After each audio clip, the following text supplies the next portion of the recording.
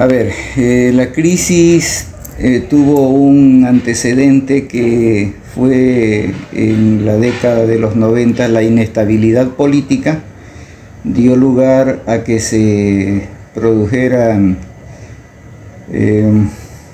digamos, un poco el descalabro de la economía. En esa circunstancia donde ya todo se cotizaba en dólares, todo el arriendo de la vivienda y el precio de muchos bienes ya se cotizaba en dólares, para tratar de que quienes hacían las operaciones mantener el poder adquisitivo de sus operaciones. Es decir, si alguien vendía hoy en sucres algo, de aquí a un mes ya eso valía mucho menos, porque el sucre estaba sumamente devaluado. De modo tal que eso es lo que motivó a los bancos, por ejemplo, a dar los créditos y los contabilizaban en dólares para poder mantener ellos el capital que habían prestado, no perderlo por efectos de la inflación y devaluación monetaria. Pero eso en cambio afectó a la población, que seguía ganando en sucres y cada vez tenía menos capacidad de compra. Si un trabajador ganaba, supongamos, 50.000 sucres al mes, no recuerdo este rato las cantidades, por poner algún ejemplo, en este mes podía adquirir las cosas que necesitaba para que su familia viviera más o menos. El siguiente mes ya no podía comprar las mismas cosas que ahora. Entonces, esa situación llegó a una, digamos, a la desesperación también de la población.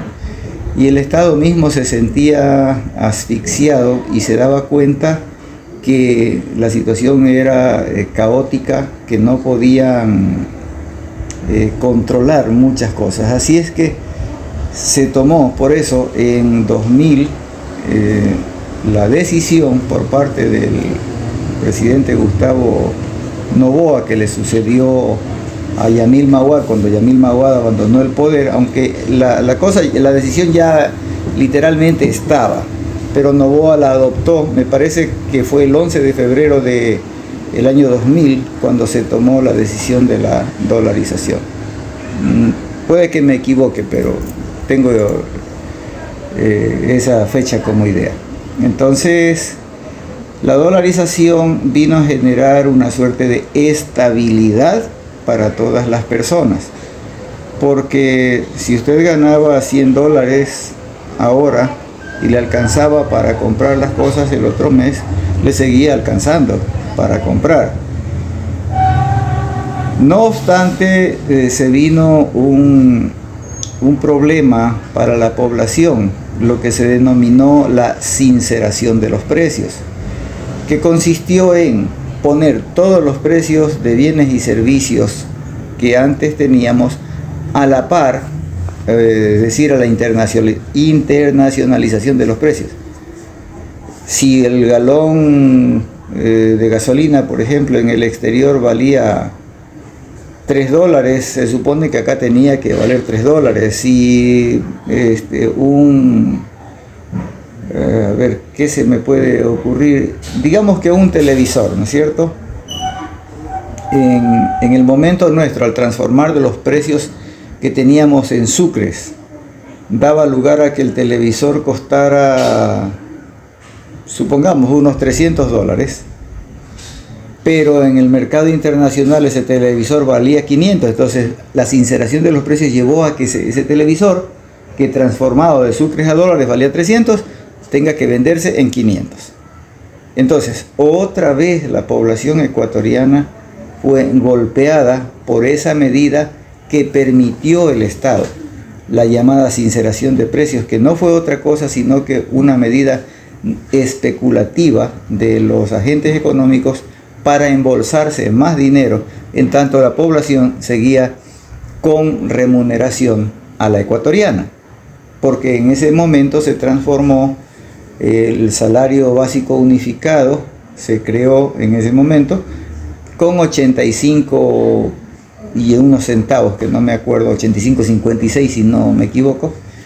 Y entonces eso perjudicó a la población ecuatoriana, que perdió capacidad de compra. Sin embargo, al menos yo considero que la dolarización también trajo estabilidad, porque los precios, si bien ya se sinceraron, ya los pusieron a niveles internacionales, pero de ahí en adelante las variaciones de precios, sí ha habido incrementos, pero son pocos. Entonces, todo eso malo que hubo, esa situación tan crítica, tan difícil económicamente hablando, se vino a tener cierta calma con la dolarización, a tener un poco de tranquilidad. ¿Qué le diré? Pues en mi opinión, la dolarización fue buena. Lo malo estuvo en las medidas especulativas que el gobierno adoptó y permitió que se tomaran en los agentes económicos, como la sinceración de precios que le comentaba. Okay. ¿Y usted no perdió propiedades como otras personas porque unas personas recurrieron a vender sus propiedades para así tener dinero, ya que como sabemos el sucre no valía tanto como el dólar?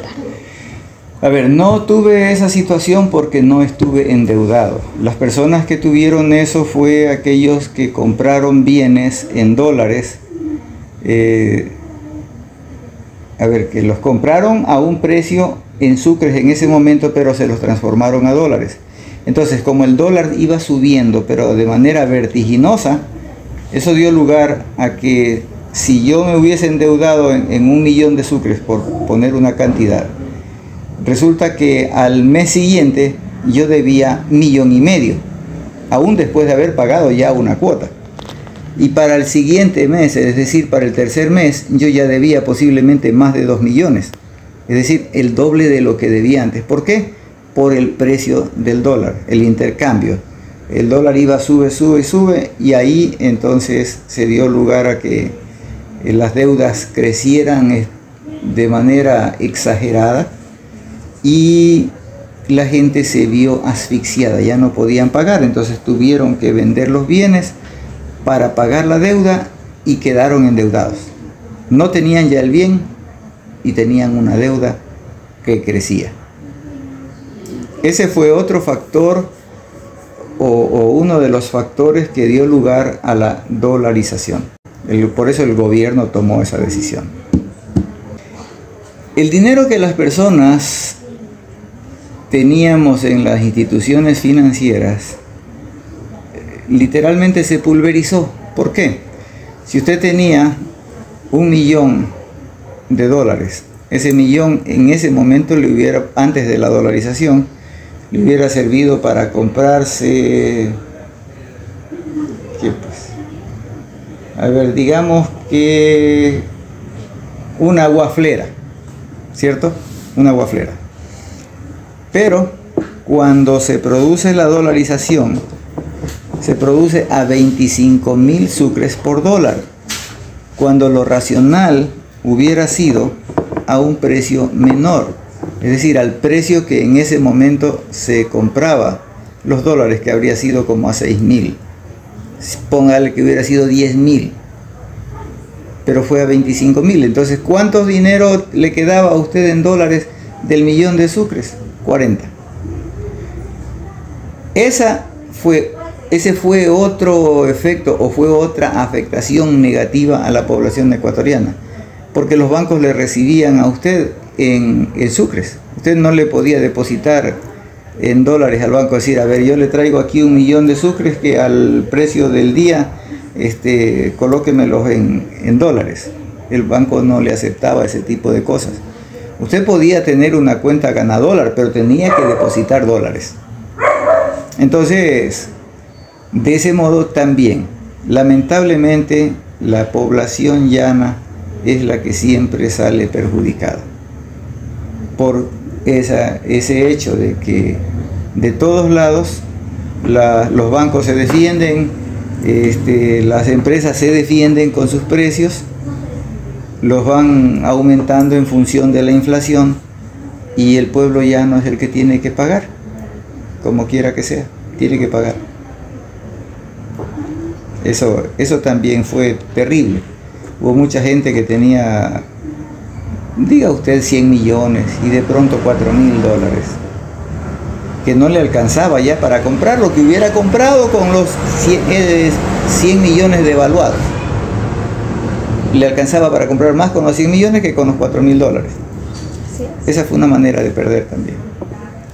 Sí fue duro para el pueblo ecuatoriano en cuanto a los efectos negativos, pero el efecto positivo que tuvimos después, ya instaurada la dolarización, es que tuvimos estabilidad económica.